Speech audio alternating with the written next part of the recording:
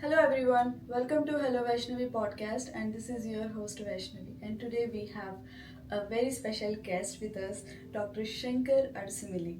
Welcome to our show, Sankar Garu. Thanks, Amma Vaishnavi. Dr. Sankar Adusumilli, double board certified gastrointestinal, colon rectal, and general surgeon practicing in Raleigh with close to 30 years of experience in colon and rectal, gastrointestinal, general, and trauma surgery. Medical degree from University of Health Sciences, Andhra Pradesh, India. Residency and fellowship in colon rectal surgery at University of Illinois at Chicago and Cook County Hospitals. Honored as the best colon rectal surgeon in North Carolina by the Business Journal of North Carolina 2010 to 2012, Fellow of the American College of Surgeons. Performs most surgeries using robotic, laparoscopic, and minimally invasive methods among the few surgeons in the country to have conducted one of the highest numbers of robotic colorectal surgeries. Welcome to our show, Shankar. Thanks, Amma. Thank you for your kind introduction and compliments. Thank you.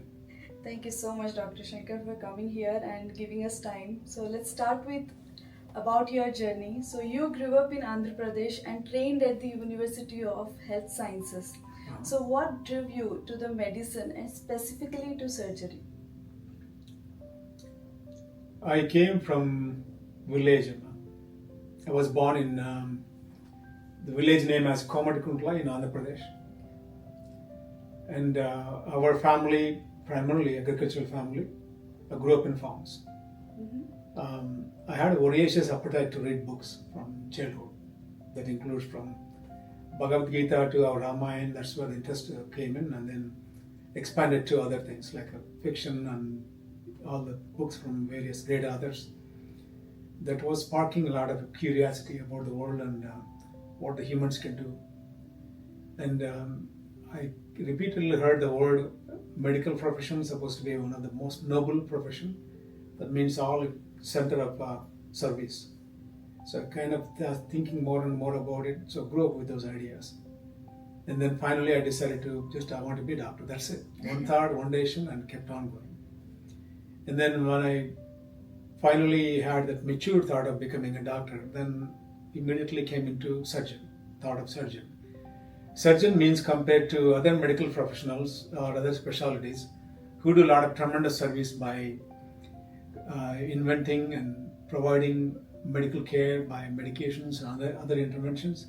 But the surgeon has a specific role, a specific way of contributing to the sickness, to the sick people.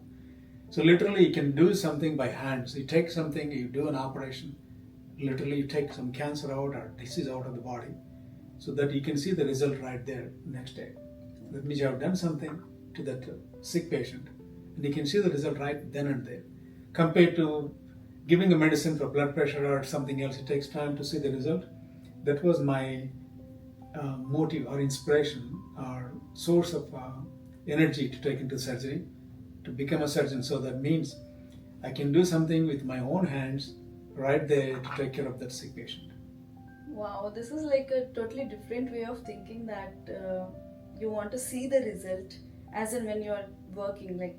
Yeah, as a tool. So if I can become a tool in the literal sense, as a human tool, that means someone observing the tool, what is the tool is doing, they can see the result right there. Oh my God. That was my thought process. Okay, that's interesting. So, Dr. Shankar, your training path took from India to Cook County Hospitals and the University of Illinois at Chicago, one of the toughest surgical training grounds in America. So, what was that experience for you, like a young immigrant doctor coming to America, and he got into a wonderful university? Yes, I might start from back days in India. To get into medical degree, medical school in India with over the humongous amount of open seat competition, that means no reservations, nothing. You just have to go and compete with thousands of students. Right. That was a big task, and because of the decision, you just focus on it. I was able to get that. Colon Medical College, that's where I did my medicine, MBBS, and then University of Andhra Pradesh, had 9 colleges at the time. Now there are much more. I did my MS General Surgery in Tirupati, Sri Venkateswara Medical College. And then at that time, I wanted to see the rest of the world. So what is the world about? And most of the textbook we use to read are from Western, America, and then UK, all the authors. So always see that colleges names and university names. That's what inspired me. I need to get out of the home and then learn more about it. I always had a desire to go back to India, serve in India. After looking and experiencing and studying in abroad, getting more wider knowledge, more input, more insights and training. Then started a practice here, and then more and more attracted to taking care of a lot of patients. And then kids came along. That's why I got settled back here. But I still, my soul and heart is still with the Mother Bharat. Yeah. We will come to those questions as well. And then to complete that, so after coming out of India, then I wanted to be extremely confident surgeon. So I want to go to the trauma. That's where you get a lot of confidence. Right. Seeing blood right there and stopping the bleeding, and so that's why I chose to go to Jamaica, West Indies. That's where you see the highest number of trauma cases in a given population. Yeah. And then there are gunshot wounds every single day. I did close to 700 gunshot wounds to the abdomen and chest. That means bleeding heart, bleeding intestine, bleeding liver. Day and night operating room, day and night. I used to sleep once in 3 days. That means 48 hours on your feet, taking care of all the gunshots. That gave me the extreme amount of confidence as a surgeon. That means you're seeing the death in front of you, and you could save some of those, most of them actually. 90% of those people who used to survive, but it used to be like 4 to 10 hours of surgeries an average. Oh my God. So that's where I learned my skills in an extremely volatile, emergent situation. That gave me that training ground to become whatever I could be possible. And then that's when I moved out of there came to America. I did my general surgery training again with the Bronx Lebanon Hospital connected to Albert Einstein University. I did my 5 years of general surgery again. To be able to practice in America, you got to go through the training again and again. That was another toughest competition to get there. And then you have to prove yourself every single day. The training is almost 100 to 120 hours every week. Oh my And then God. you sleep once in a while whenever you can. So that's an opportunity for me to become a better surgeon. And then I wanted to do fellowship, which I did in University of Illinois at Chicago, and then Chico County 2 hospital program. There's a colorectal and gastrointestinal surgery. Along the way, I picked up the robotic and laparoscopic skills by doing more and more operations. With that, I used to force my attendings, my mentors, let's do this as a laparoscopic case. That's where you get the more. So from late 90s, 98 to 2000, that's where we picked it up early enough to become very swift and experienced, probably few of the first ones to start this program, laparoscopic and robotic. Right. So I traveled that path all the way, which gives me all the skills and tools to take care of the most complex problems. I'm sure. So that's my journey. I'm sure this would have made you a more stronger person. And Absolutely. you said like you were operating the wounded people. Absolutely. So were you having any nightmares of those, like initially when you started? You just get tougher and stronger by being on the war field. Just almost like a training ground, right? Right. Like a farmer going through the rains and the sun, and with no water, they keep planting and they keep planting. It's hard work for them. Surgeon for the same thing. It's a training. Right. You got to keep working if you want to be the best, one of the best. Okay. How do you see the difference of the facilities, if you talk about back then and now, in terms of a surgeon, for a surgeon, like I'm sure it would have been a very difficult time during when you were practicing, when you started your practice. So do you see the difference now? No, it's just your learning path, learning curve. I did a lot of open operations in the trauma and then beginning days of training. And that there is still a lot of need for the open surgeries for some patients. And then I did laparoscopic, thousands of them, and then robotic, thousands of them. Wow. I can compare myself. If I were to do a pancreatic cancer operation, a colon cancer, gastric cancer operation, if I need to do that for open method, how would that affect the patient? I can compare myself doing it robotically or complete laparoscopy. There's a great deal of difference. Patients recover faster, pain is much better. And the surgical trauma, the manipulation, putting hands inside, doing all the work, if you do with the small tools, there is a great day and night difference in terms of least amount of inflammation in the patient's body, how they recover. So that means I traveled through that 3 different phases: open surgeries, laparoscopic, and robotic. You just become a better surgeon by knowing all of those methods. Okay, so when we talk about robotics surgery, so how do you see the future of Robotics. Robotics, and for the young aspirants, like how do you give them an advice that yes, this is the future, or how do you see it? Robotics itself is not what makes them a better surgeon or not a good surgeon. Yeah. It is their appetite to be there, work hard, be available, put number of hours what it takes to be trained, and keep working. Don't stuck in I need to be only in that hospital, that place. It is not needed. You can go wherever there are sick patients there. We can take care of them. By doing that, those patients give you opportunity for you to learn, to become better or stronger or skilled surgeon. So place or hospital is not important. Just to go to where you need it the most. More number of sick patients are there. That's where they give you the opportunity to take care of them. That's where you become better surgeon. You don't need to go to Yale or Harvard all the time. No need. The titles are not necessary. Right. I came from village, I told you, right? Yeah. From farming village. I compete with the surgeons in Duke and compete with the surgeons in UNC. Oh I do my more God. than I do as an individual surgeon. I'm not boasting, but Right. if you just look at the numbers and data, as an individual surgeon, I do more operations than the Duke surgeons or UNC. That means I'm not putting them less. No, they are great. I do this because that's what I have the drive inside. Right. The same drive every human has it. So that just put into the work. That's all. Wonderful. So you chose to stay independent rather than joining in a hospital system. So why was that important to you? How did you, what was your thought process of doing this? I came as an independent surgeon and started off, and then Duke approached me to join them, UNC Hospital, University of North Carolina, particularly Lex Hospital. They asked me to join a number of times. I politely refused it. I wanted to stay independent forever because I can work with the system, Duke or Rex or Wakeman systems. I have the freedom to choose any hospital based on the patient preferences, and that's number one.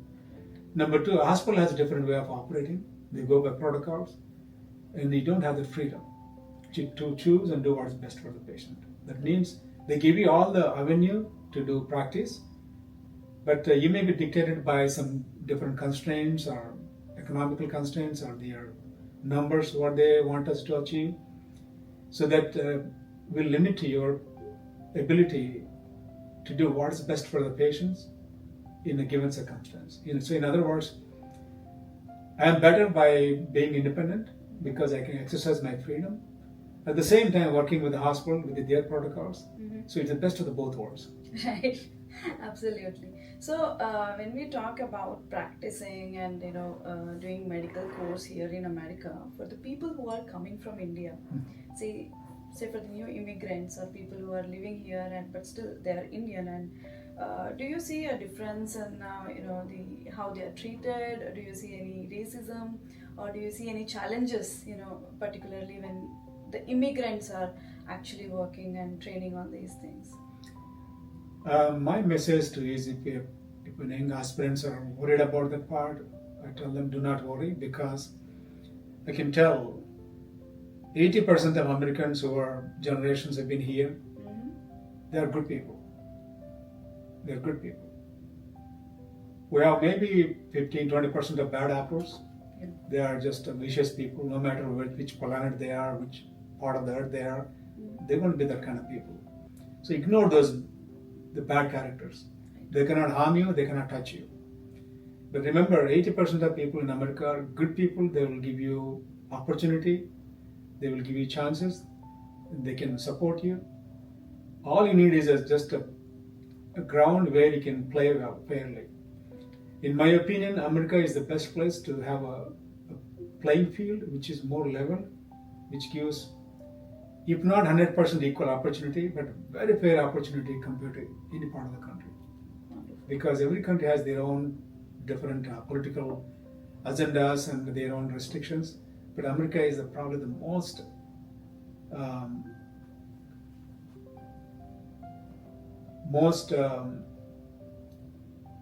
genuinely speaking, the country which has most amount of generosity to welcome and to give opportunities to all the immigrants from whichever country you're coming from. At the same token, ignore those bad characters. They're worth for nothing. So you don't give even a 1 cent or 1 second of your attention to those bad mouths. That's all I can tell. Right. Yeah. Wonderful. Let's move on to our next question. So, being a Telugu-speaking surgeon in the Triangle, you have become a trusted name for many South Asian families. So, how does language and cultural understanding change the doctor-patient relationship? I think we have a different sensitivities, all of us, depends on where we are coming from. That may be sometime not openly asking questions if they have doubts or worries, compared to some other ethnicity. As a surgeon, that's my responsibility to understand their sensitivities and take care of them the way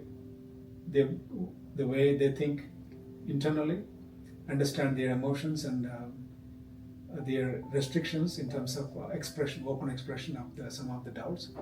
It is my duty to understand them. It's one of my responsibilities. So I try to put myself in their shoe and think from their aspect and take care of them. That helps me, that thinking process helps me to care for almost our Telugu people, Tamil, our Gujaratis, or every citizen every person who was born and came from the background of India, and also for that matter, even any other country, Pakistan or Chinese, every ethnicity. I try to think in those lines. Right. Come from their background and try to understand them, so you can deliver the care you're giving in the most effective way.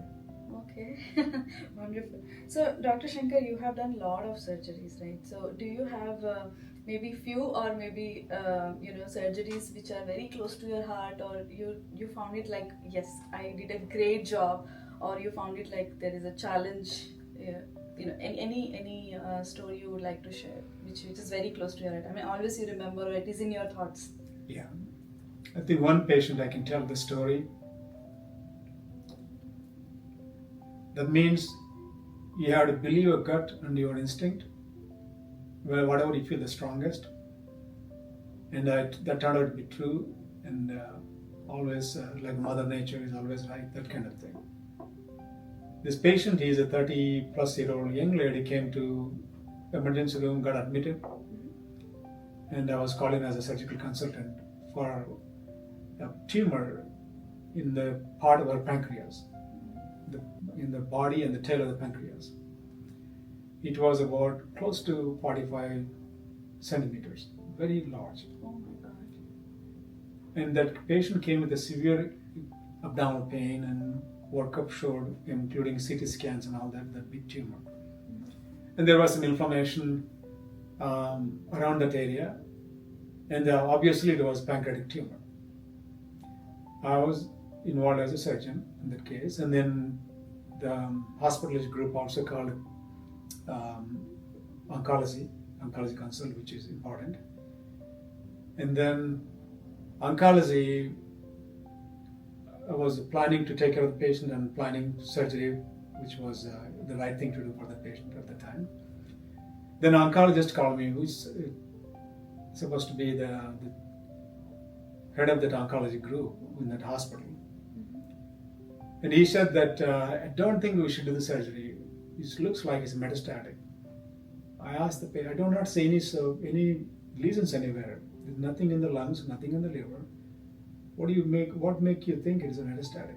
It said there is inflammation around the tumor. There is a peritoneum which is lining up the abdominal cavity, kind of thicker, swollen. That means maybe tumor has got into that area. Oh my God. He was saying, I would just recommend you please go in and don't take it out, just do biopsy and come out. So that particular tumor, most of it is fluid content inside, the fluid content.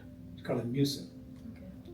So if I were to go in and put a laparoscope and puncture that capsule and take a piece of that, then there's nothing which can stop the leakage of the mucus or cells.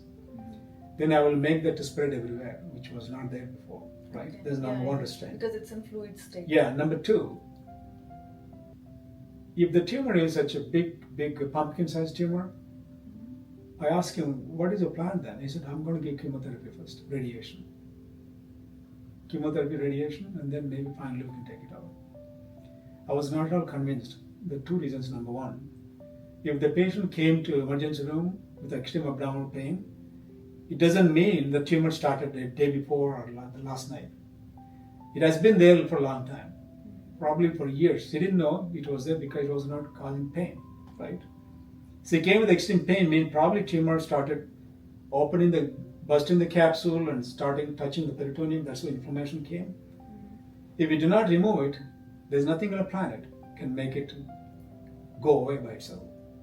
Radiation chemotherapy may not make it smaller because it may not be chemosensitive or radiosensitive. So rather, you're wasting time. Patient will be still in pain, and then you lose the opportunity to cure it if you don't intervene soon enough. Third thing is, without proving anything, really how invasive it is, if you give a chemotherapy and radiation therapy, which may harm the patient instead of helping, because that may not be the right treatment. The most logical thing for any common person, even without any medical degree, is go and take it out. As a surgeon, that was my first intent. I got very deeply stuck with that idea that that's what I need to do. And then I asked him, what is the proof that you're going to give chemo? Well, there's a carcinoma tumor marker. It's called as CA 19-9 level. That's called tumor marker. It was like a very high number. That was his argument. Anyway, so I said, respectfully disagree. I'm going to take a look at it, but most likely I'm going to take it out. That's what I told him. Then he can give whatever therapy we need to after a complete assessment of the lesion. So I told the patient, this is what I'm going to do. She was extremely happy that that's what my decision. She was not interested in chemo because she was not even certain. So I did a complete laparoscopy, robotic assisted. Had to work very carefully. It took about 4 hours to not to spill the tumor. And then worked around. I removed the spleen which was attached to the pancreas. And then worked around, moved the stomach away from the large intestine, which is very close to that, down this way, and removed half of the pancreas, saved half of the healthy pancreas, which is not close to the tumor, removed the whole thing intact without any spillage. I had to make an incision, put the protector to keep the wound clean, and remove it without spilling anything. And then patient did extremely well. She went home in third day, post-operative day. And then the pathology was, it was a large, giant, mucinous cyst adenoma of the pancreas. That means it was precancerous, not has turned into cancer yet. Okay. There are two things happened there. Number one, she got cured. Wow. Number two, she never needed a chemotherapy after all, or radiation at all. The two things happened there. That's really good. Yeah. The story still I remember. Any surgeon who strongly believes that what is right for the patient you want to do, you're going to have tumor boards and a lot of expertise and come and maybe they may counter that idea. But it's your duty to talk to the patient, tell them what is the best for them, and tell them that's what you're going to do. Don't get intimidated by all the specialists coming and tell you. Right. Surgeon, your duty is do what is best for the patient and do what you believe the strongest in your heart. Surgeon's role is difficult. People, chemotherapy, you can give medicine. If there's no risk benefit, you can say, oh, chemotherapy didn't work or not. Surgeon's responsibility is humongous. You are like a father of the patient or mother of the patient at the time, because the life is in your hands. Right. Your responsibility is completely different compared to any other professional. Your training was very hard. Responsibility, they look at you as a surgeon, you're going to be taken care of, taking the tumor out. So you're different, your role is different. So stay in that role, do not get intimidated, and believe your gut, and just do the best, that's all. Did you ever feel so much of pressure because it's a decision making which you did? When I know that's the right thing to do, that's it. I believe in it, I go with a complete peace of mind. Oh my God, that's a really good one. So colon cancer awareness is something you have been expertised, I would say. I think mastered it. So what do you wish to say every South Indian knew about screening? Because mostly the people they're so afraid of surgeries and screening, how it works and all. So how do you create that awareness? I mean, first time any person is coming to you, how do you there is a lot of efforts, I'm sure, from your side to explain them the whole thing. Let me put it into perspective. Right, as a human, you are vulnerable. You can die anytime, any day, anybody. The accident or some storm or with no fault of ours, anybody can die. At the same time, we can die from diseases, cancer, all of the heart attack, those things. So when you look at the human spirit with the Mother Nature and the God, whichever God you want to pray, Shiva, Vishnu, other religions, whatever their chosen beliefs, faiths are, we have a God and you two interacting with each other, right? God gives you all the opportunities to do what is in our control. That's our duty. What is not in our control is different. We're not talking about that. Like a big accident, somebody comes and hit a car, in a plane crash. Those things is up to the faith and God. But a lot of things we can do in our control, it's up to us. He gives you the tools, but you need to make use of it. When you come to the colon cancer screening, colonoscopy can prevent the cancer and can completely cure the cancer based on early detection. Colonoscopy, you'll go and find polyps, which are precancerous. By removing them, you're stopping a cancer. Or if someone has a cancer, you detect early enough, you remove it, and 100% you can cure it if you detect like T1 or stage 1 disease as well. Even stage 2 or 3, you can find it, but you still have a higher chance of cure. A lot of people come with their diet so that, can I do the simple test? Can I do some other test? Blood test? Why do colonoscopy? You go through over and over, all that stuff. And my answer for them is, do what is right for you. What is most straightforward. Try to do not deviate and do not overestimate the risk. At the same time, by doing what is right for us first time itself, we invite more problems on the way. Many times, not doing the right thing is avoiding our responsibility. So, just do what is right for you. Do your screening test, not only for the colon cancer, breast cancer for women, colorectal cancer for all the colonoscopies, and make sure that you get a heart checkup or cholesterol checkup. Stay on that path. Take opportunity to do everything in your capacity to stay healthy. Wonderful. So is it like a practice for everybody to definitely get their body checked? Because most of the people, they don't, unless and until they have a pain, they don't go and see a doctor. Yeah, I will probably going to start a concept of executive health. I'll come up with that plan and everything. My concept and my offering to the people is, you are executive, you are the chief executive officer for your life and your family. What the CEO of any company does on a daily basis, he does everything to prevent and take care of the problem and stop problems and take that company to financial survival and thriving. As the CEO of your life, you got to do a lot of things to constantly check problems so for them to not happen, number one. If they're happening, you can point them early enough and take care of them right there.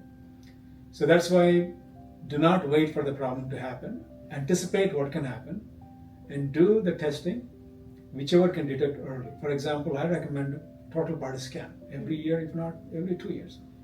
all the screening tools. By doing that, you can constantly find the hidden health problems and then take care of them right there. That includes heart health, cancers, and other diseases.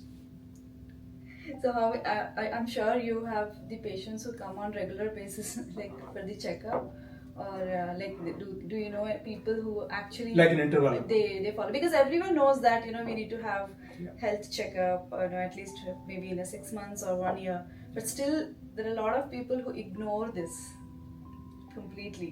Yeah, that ignorance is what making unfortunately a lot of people die. Yeah, absolutely. Unfortunately, unexpectedly, because of they didn't do things which they could have done.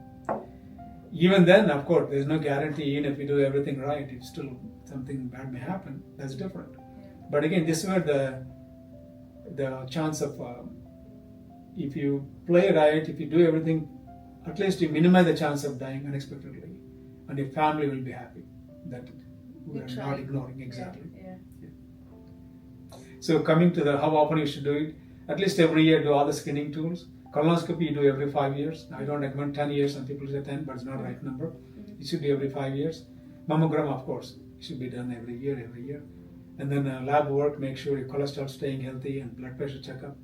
And then scans every 1 to 2 years. Okay. Yeah, based on the age group. Absolutely. So next is, you have stayed deeply connected to India, you said. Right? Your soul is in India. Right. So even while building your career here, Mm-hmm. so what philanthropic work back home means the most to you?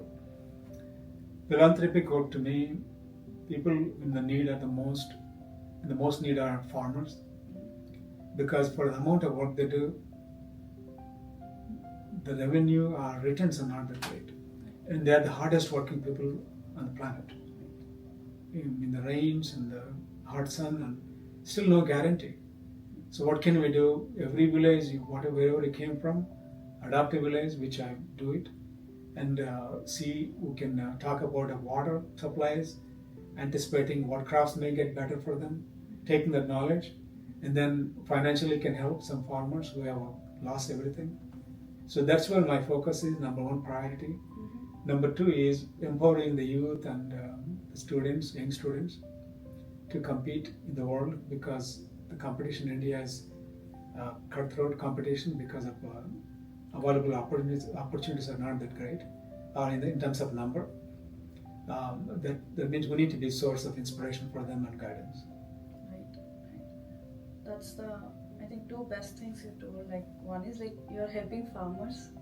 That's like, I don't think a lot of people understand like how important they are. Yes. In India, and what losses they go through, what sacrifices. I know better because I came So from that background. Yeah. Have you ever been into it? Like, did you ever sow anything? Yeah, I did my work. I was I took care of plants and our orange gardens and paddy, the rice. Okay. I was in those fields walking. Even I was very excited to do those things when I was like a second grade, third grade in the school. Okay. That's real. You still have like the farming family? Like Yes, my brother still taking care of it. We have bananas and oranges and paddy in between. All that. I love to visit every time I go to India. That's one of the best thing for me to go back and see. Wonderful. So, Dr. Shankar, tell us, what role do you think the successful NRIs doctors here should be playing in giving back, both here in Triangle and back in India? Like, as a community, I'm talking the about. values. Mm. Never forget the roots. Always think about Mother India and your ancestors, where you came from, and be proud to be Indian origin, because as we know, the number of these Mega 7 companies, the number of CEOs in Mega 7 and other big financially successful businesses in America are led by Indian origin. It's not that they have 2 heads or 4 hands, or no. It's not a physical thing. It's more of a character, and then the values, where they got those values from India, Mother India.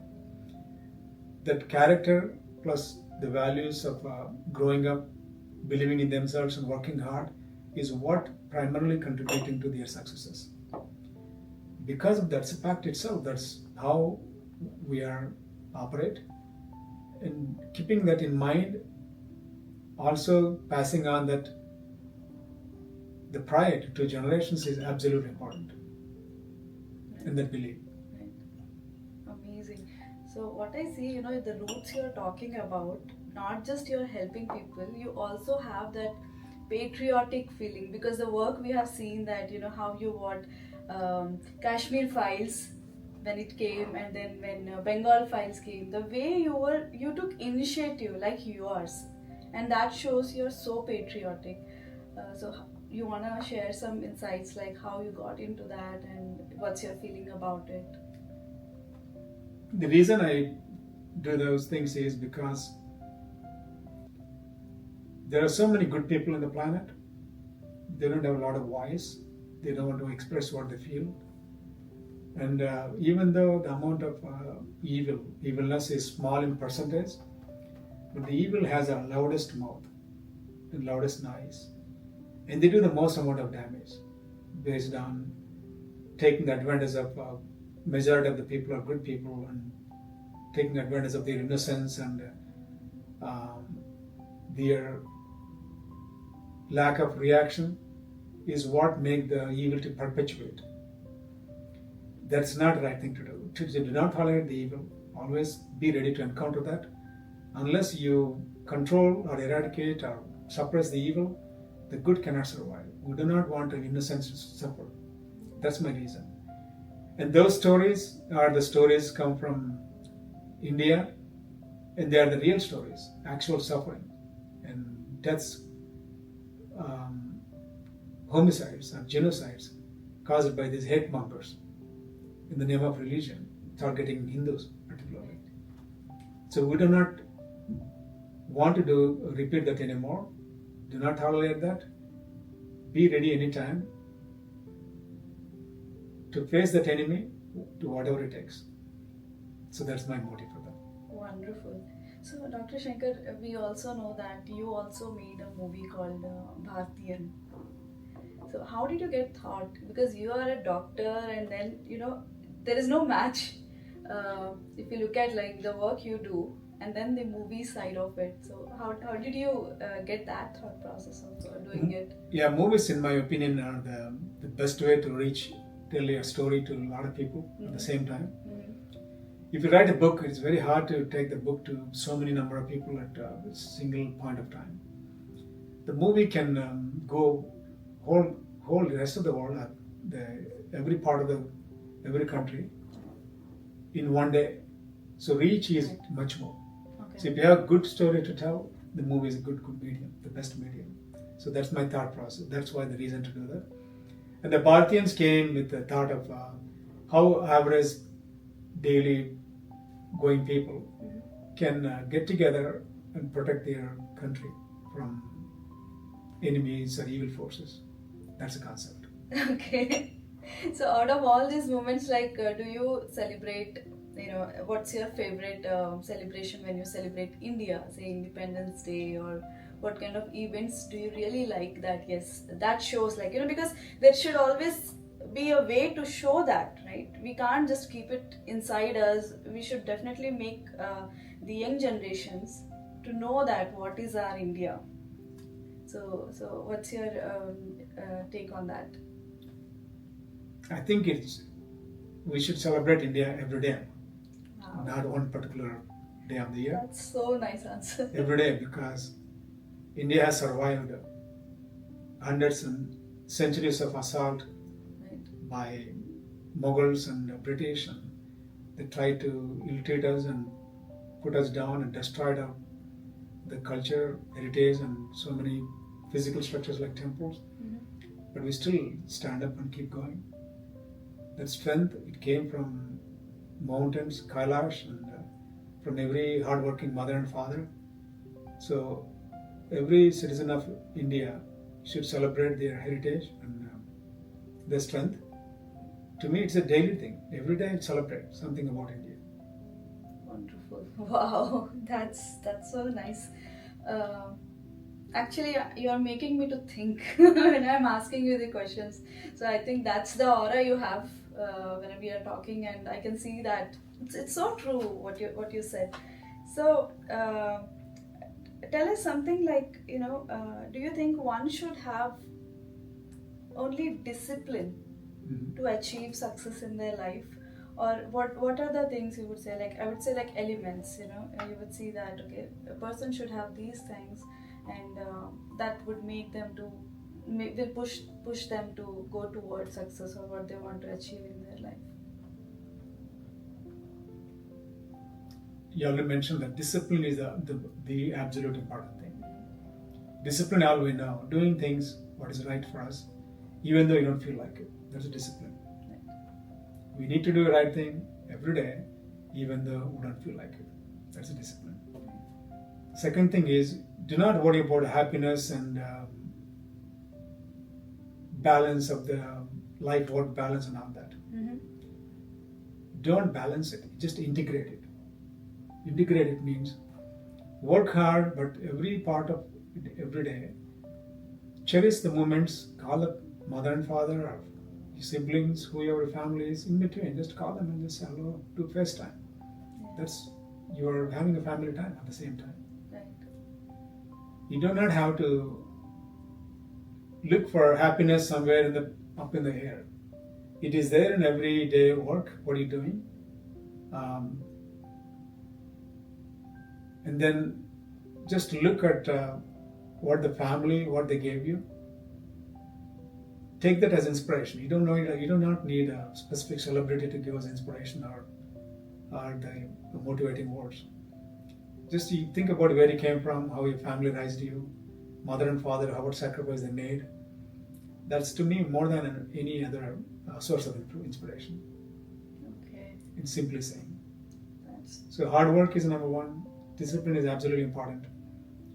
Third thing is just keep on going. right.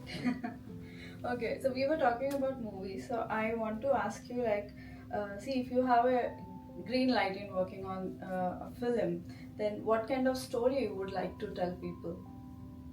And what language that would be? Because now we see even the Bollywood movies are coming up with strong storytelling, like Telugu cinemas. It has a lot of impact, Telugu cinema. So what kind of story you would want to tell? I have a lot of stories in mind. One particular thing I keep thinking about is when you look at the life on the planet, Right. the humans are the most selfish, exploiting creatures. We exploit everything. In the other form of lives, they don't ask anything. They just do eat when they need to, they sleep. They don't harm unless, tiger had to kill an animal to eat. That's the only thing. Otherwise, if you're not hungry, it will not do that. The humans do everything for greedy, more and more, and they just want to accumulate and corruption. So humans, in my opinion, are the most exploiting species. So when the 21st century is seeing all these wars and hate mongering, and for what? All we need is maybe once or twice eat, like 3 times a day. If we eat more than that, we get sick and die. Right? How much we can sleep? There's only certain things we need physically to be comfortable and have a comfortable life. Beyond that, you don't experience anything. But even then, the humans commit to so much of atrocities, and that's why you're seeing all these wars. Right. And innocent people are dying. So if it goes to the peak level, if you ask God, okay, I'm tired of humans, I cannot depend on them, but I need to use some other source where it can counter the humanity, the humans' atrocities. My thought process, maybe animals can develop that cognitive function and they can get together and counter the humans. So it's like Animal Kingdom, one of those movies, but that's a different concept, but this is my thought process. I think God need to empower animals to keep the humans under control. Okay. Do you think that's like bringing kindness to human, like to understand? Because I think human is forgetting that that there should be a kindness in them. The kind people who, wherever they are, they're going to be kind. But again, as we said earlier, the bad actors are the ones who destroy most of the planet. So it's not the kindness here, it's a discipline and make them behave. Right. That's what needed to be. Yeah. So we have a lot of human touch and a lot of technology. We are seeing a lot of advanced technology coming every day. So do you think, according to you, give us some insights about, is AI going to replace the surgeries in future for doctors? Will it replace doctors? It will not, because the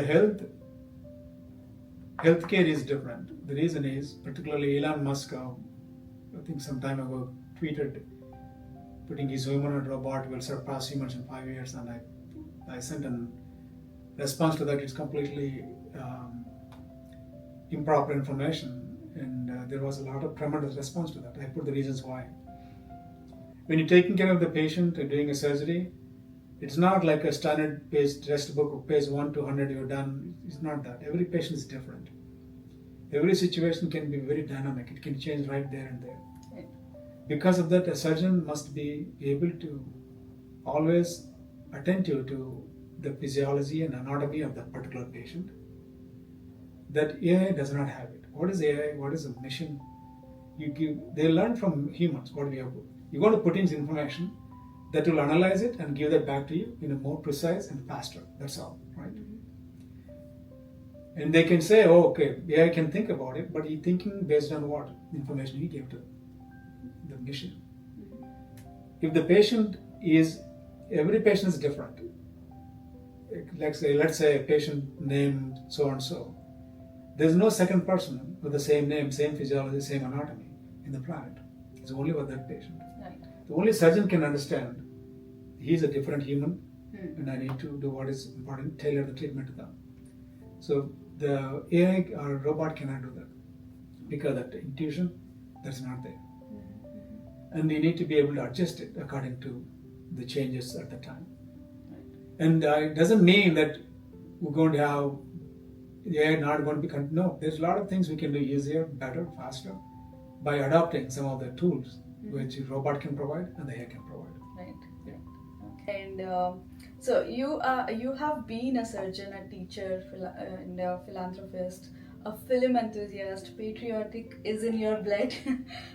So what advice would you give a young aspirants in the triangle and everywhere, to everybody trying to build a meaningful life beyond just a career? Meaningful life means remembering the soul is very important. What makes your soul to sing, soul to be happy is when you do the right thing. That means when you remember your mother and father, when you talk to them, remember teachers, what gave you the birth, who gave you the birth, and who gave you the opportunities, our schools. So have a gratitude, that's number one. Number two, never compare yourself to anybody else. You are extremely efficient in terms of whatever you want to do, you can do it very well. But never compare yourself. That other person you're comparing to may have a better grade, but he may not be the same level what you are in a different area. Right. So it is completely meaningless comparing yourself. So never compare. Identify what you can focus on or your interests are, and just get to the bottom of it. Go to deep study and develop extreme amount of skill, focus, and you will become extremely valuable to the world. By just focusing your skills, your abilities, and keep working hard every single day. Wow, that's a wonderful message one can have. And so RadioNyra serves the South Asian community across the triangle. So what message do you want to leave with our listeners today?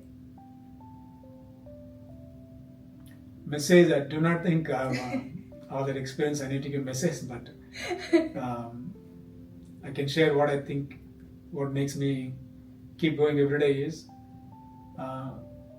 we have only a certain amount of life on this planet. Just make every day count and experience.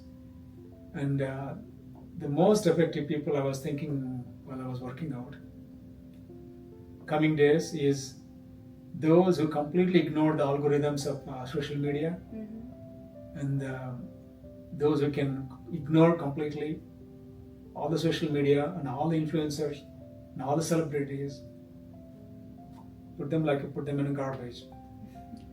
And try to deeply, I don't mean to say insult them now. I'm saying into where to put them in a place, but put them aside at least. Develop that ability to focus at least 30 minutes, uninterrupted deep focus, and then keep on doing more and more and more and more. I'm saying this because I'm doing more and more of those and I see the value of it. But I don't think I have any authority to tell message, but that's my experience, what I can share with you all. Wonderful. Thank you so much.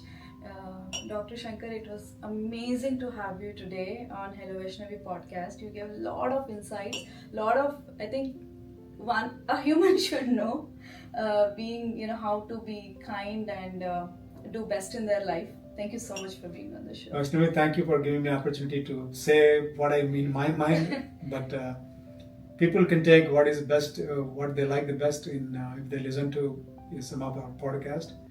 If they don't agree with some of the points, it's completely fine. Just open-mindedness is very important.